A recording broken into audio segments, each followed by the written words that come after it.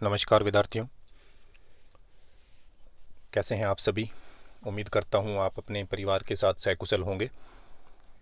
आज हम अपने अध्ययन की कड़ी में एक नया टॉपिक करने जा रहे हैं और उस टॉपिक की हेडिंग है नोबल पुरस्कार। जैसे कि आपको पता है कि अलग अलग स्ट्रीम में नोबल प्राइज़ दिए जाते हैं जो अपने क्षेत्र में विशिष्ट कार्य करता है उनके लिए। इसी तरीके से अर्थशास्त्र के लिए भी नोबल दिए जाते हैं जिसकी शुरुआत 1969 से की गई थी। आज की वीडियो लेक्चर में हम देखेंगे कि जो वर्तमान में करंट में नोबल प्राइज़ दिया गया है 2020 के लिए, उसकी हम डिटेल स्टडी करेंगे और साथ ही साथ हम देखेंगे कि 1969 से लेकर अब तक अर्थशास्त्र में किन किन विषयों पर रिसर्च करने के लिए नोबेल प्राइज़ दिए गए हैं। 2021 का जो नोबेल प्राइज़ अर्थशास्त्र का, उसकी घोषणा अभी तक नहीं की गई है। ये संभवतः माह अक्टूबर 2021 के आसपास इसकी घोषणा की जाएगी। तो अभी तक अद्यतन जो हमारे पास है वो है 2020 तक के अर्थशास्त्र के नोबेल पुरस्कार।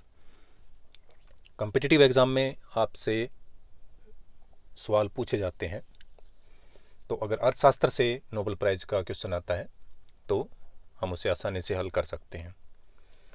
जब आप अर्थशास्त्र विषय की तैयारी करते हैं तो मोस्टली जो साक्षात्कार होते हैं उनके अंदर आपके विषय से संबंधित नोबेल प्राइज़ पे डिटेल भी पूछ ली जाती है कि अमुक व्यक्ति को नोबेल प्राइज़ दिया तो गया है, लेकिन कौन से विषय पे रिसर्च करने के लिए दिया गया, वो विषय क्या है, उसके बारे में कुछ बताइए। तो हमें जो करंट ईयर का जो नोबेल प्राइज़ होता है उसकी हमें थोड़ी डिटेल स्टडी भी करनी चाहिए।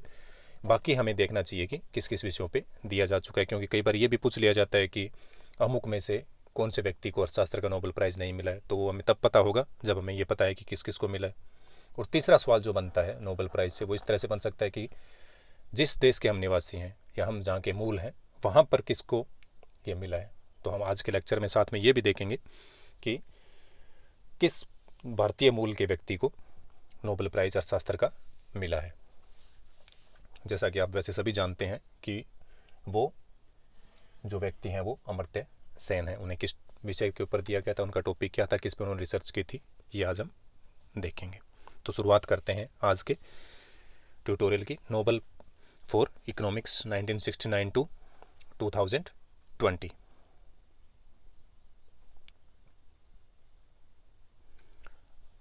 वर्ष 2020 के लिए अमेरिकी अर्थशास्त्री हैं, 2 अर्थशास्त्री हुए अमेरिका जिन्हें नोबेल दिया गया है 2020 के लिए।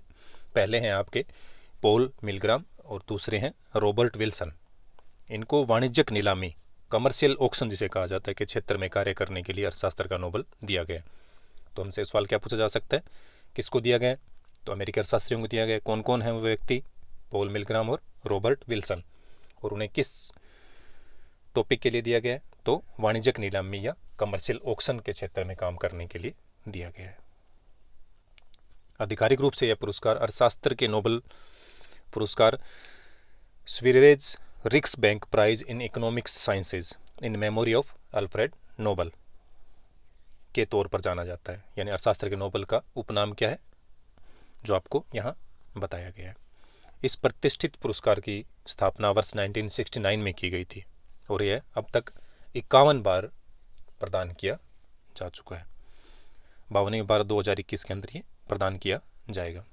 गौरतलब है कि स्वेरिजेस रिक्सबैंक जो स्वीडन का क्या है, केंद्रीय बैंक है, ने वर्ष 1968 में नोबेल पुरस्कार के संस्थापक अल्फ्रेड नोबेल की स्मृति में आर्थिक विज्ञान में पुरस्कार की स्थापना की थी।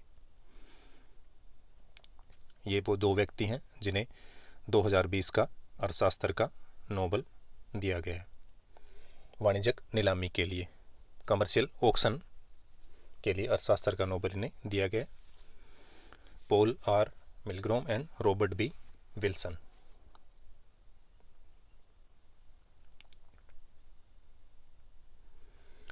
मिलग्राम और विल्सन ने नीलामी के सिद्धांत में सुधार किया और अधिकतम राजस्व के बजाय व्यापक सामाजिक लाभ से प्रेरित विक्रेता की ओर से एक साथ कई परस्पर संबंधित वस्तुओं की नीलामी के लिए नए नीलामी प्रारूपों का आविष्कार किया। हालांकि नीलामी स्टार्टिंग से आप देखते आ रहे हैं कि ये कोई नया विषय नहीं है, लेकिन उन्होंने क्या सुधार किया कि उन्होंने सिर्फ केवल नीलामी को क्या नहीं माना है कि आप सिर्फ राजस्व पे ध्यान मत दीजिए, आप इसको विक्रेता के पक्ष से भी देखिए और संबंधित वस्तुओं से ये संबंधित है जितने पक्षकार होंगे उनको सबको ध्यान में रखते हुए आने वाली आगामी पीढ़ी पर इसका इफेक्ट क्या पड़ेगा, इन सब चीज़ों को देखते हुए इन्होंने कहा कि जो नीलामी है उसका निर्धारण करना चाहिए, क्योंकि हमारे पास रिसोर्सेज क्या है, लिमिटेड है। तो हमें इन सब पक्ष को ध्यान में रखते हुए नीलामी की जानी चाहिए। और मोस्टली ये जो साइंस फील्ड के जो क्षेत्र हैं, स्पेक्ट्रम वगैरह जो नीलामी होती है, इनके लिए इनका विशेष योगदान रहेगा। रॉबर्ट विल्सन ने एक सामान्य मूल्य वाली वस्तु की नीलामी के लिए ये सिद्धांत विकसित किया। इसके अनुसार किसी वस्तु का मूल्य पहले अनिश्चित होता है लेकिन अंत में सभी के लिए समान रहता है, क्योंकि नीलामी में क्या होता है, मूल्य शुरू में अनिश्चित होता है लेकिन लास्ट में वो सबके लिए क्या होगा, समान रहेगा। इस तरीके से जो पॉल मिलग्रोम है, इन्होंने नीलामी का एक और सामान्य सिद्धांत तैयार किया जो न केवल सामान्य वस्तुओं को बल्कि निजी मूल्यों को भी अनुमति देता है। ये बोलीदाता से बोली लगाने वाले के लिए भिन्न होते हैं। उनके इस कार्य से विश्व भर में विक्रेताओं, खरीदारों और करदाताओं को क्या होगा, फायदा होगा। यह रेडियो फ्रीक्वेंसी जैसी वस्तुओं और इन सेवाओं की नीलामी करने में मदद करेगा जिन्हें क्या होता है, पारंपरिक तरीके से बेचना मुश्किल होता है। साधारण जो वस्तुएं होती हैं उनकी नीलामी पारंपरिक तरीके से की जाती है और जो ज़्यादा उसकी बोली लगाएगा उसको वो चीज़ दी जाती है। लेकिन जो स्पेक्ट्रम वगैरह है या जो सोशल जो चीज़ें हैं, सोशल सर्विसेज हैं, इनकी क्या होती है, इस तरीके से नीलामी नहीं की जा सकती। तो इनका जो सिद्धांत है वो इसमें क्या करेगा, हमारी मदद करेगा। अब देखते हैं कि इनका सिद्धांत क्या है।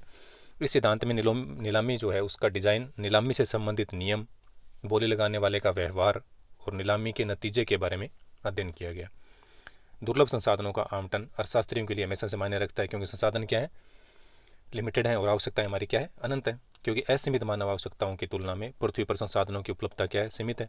इसलिए इनके आवंटन केवल समाज की सबसे महत्वपूर्ण आवश्यकताओं को ध्यान में रखते हुए किया जाना चाहिए। अब ये नहीं है कि हमने कोयले का आवंटन कर दिया तो ठीक है, इसका भी दोहन करते जाएं। हमें ये भी देखना है कि ये लिमिटेड है, नेचुरल रिसोर्सेज हमारे पास लिमिटेड है, हमें आने वाली पीढ़ी का भी इसके अंदर ध्यान रखना पड़ेगा और हमें इसका क्या करना होता है, ऑप्टिमम यूज़ करते हुए इसकी नीलामी करनी होती है। उदाहरण के लिए एक नीलामी का मकसद आर्थिक आधार पर लाभ प्राप्त करना हो सकता है, जबकि वस्तुओं को सस्ता कर उसकी नीलामी करना सरकार का उद्देश्य होता है। यानी सबके उद्देश्य क्या होते हैं, अलग अलग होते हैं। तो हमें जो महत्वपूर्ण उद्देश्य हैं उनकी पूर्ति करनी है। गलत नीलामी के तरीकों के कारण एक प्रकार से द्वितीयक बाजार पैदा हो जाता है, सेकंड मार्केट हो जाता है, जिससे लोग एक तरह से वस्तुओं का ज़्यादा मूल्य पे बेच के अधिक लाभ कमाते हैं। जहाँ कंपनियां सरकार को कम राजस्व देती है और जनता को भी लाभ कम पहुँचता है और कुछ लोग व्यक्तियों के हाथ में ही वो चीज़ चली जाती है, उनके पास ज़्यादा लाभ पहुँचता है। नीलामी की प्रक्रिया को तैयार किया जाता है कि इसका न केवल खरीदार और विक्रेताओं को बल्कि समाज पर भी इसका क्या पड़े, बढ़िया इफेक्ट पड़े। मेन जो पॉइंट है इसके नीलामी के डिज़ाइन करते समय क्या ध्यान रखने की आवश्यकता होती है, तो इन्होंने बताया कि नीलामी के नियम हमें देखने होते हैं। नीलामी के लिए रखी जा रही किसी वस्तु या सेवा के प्रत्येक के लिए उसका मूल्य और उसका आंकलित मूल्य, और तीसरा कारक एन से संबंधित होता है जिसका हमें ध्यान रखना चाहिए, जो कि बोलीदाता की वस्तुओं के संबंध में जानकारी पर निर्भर करता है कि बोली लगाने वाले को उस वस्तु की जानकारी कितनी है। अगर उसे जानकारी है तो वो सही रेट लगाएगा, अगर जानकारी नहीं है तो वो तुलनात्मक रूप से प्रतियोगी खुद को मानते हुए ज़्यादा मूल्य लगाता है। तो ये था इनका कमर्शियल ऑक्शन का या वाणिज्यिक नीलामी का सिद्धांत जो इन्होंने दिया है, जिसके लिए इन्हें नोबेल प्रदान किया गया। अब हम बात करेंगे कि अभी तक जो नोबेल प्राइज़ मिले हैं वो किन किन को मिले हैं और किस विषय पे अपनी रिसर्च करने के लिए या इनोवेशन करने के लिए इन्हें या अपने विषय की महारत्ता के लिए इनको ये चीज़ दी गई है। 2020 का आपको बता दिया गया है, 2021 का अभी तक हुआ नहीं है। अब बात करते हैं इससे प्रीवियस ईयर्स की।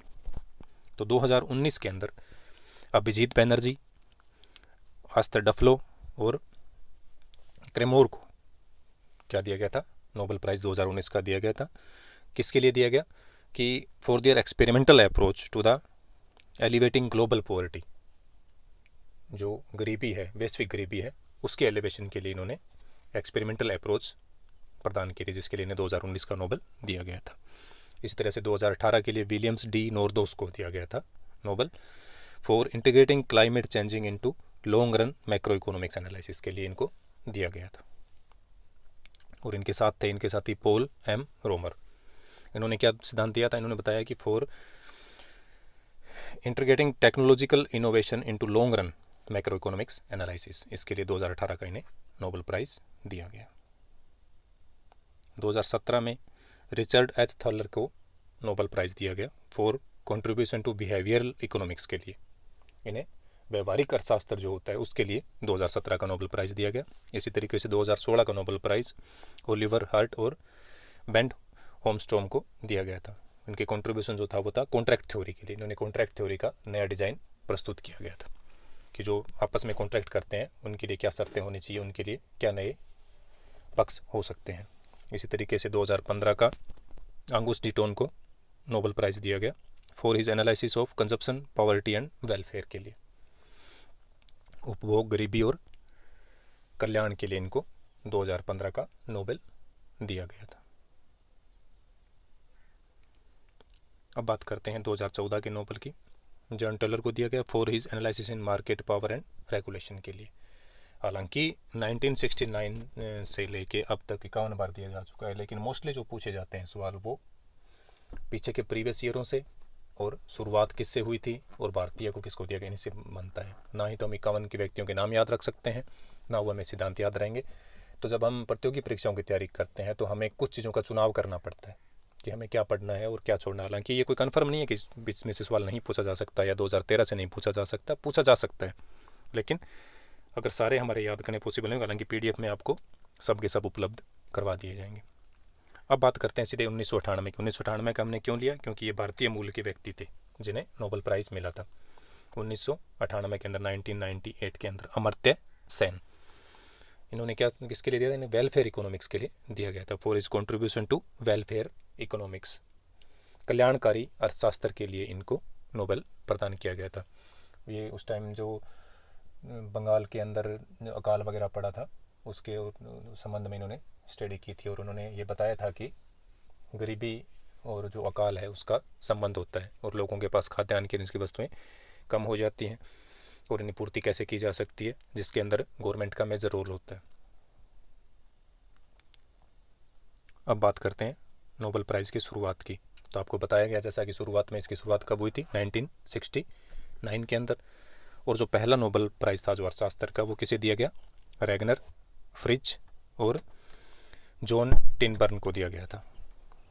इन्होंने क्या स्टडी की थी? इन्होंने बताया कि for having development and applied dynamic models for the analysis of economic process. इसके लिए अर्थशास्त्र का पहला नोबेल पुरस्कार 1969 के अंदर रैगनर, फ्रिज और टिनबर्न को दिया गया था।